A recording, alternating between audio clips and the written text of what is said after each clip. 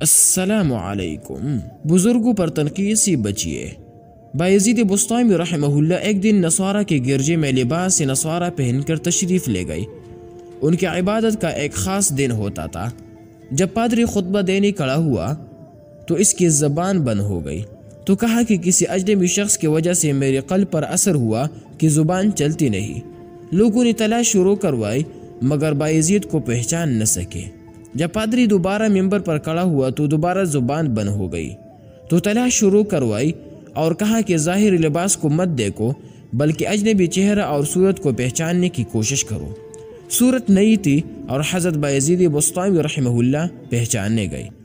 پادری کو بتلایا تو وہ آیا، ہاتھ چومے اور فوراً کلمہ شہادت پڑھ لیا، اور کلمہ کیا پڑھا کہ جلسے میں جتنے لوگ تھے سب نے کلمہ پڑھ لیا۔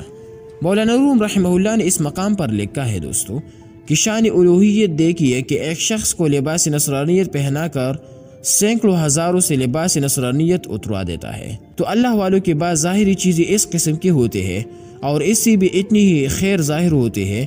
اللہ تعالیٰ بزرگوں پر تنقید سے بچائیے۔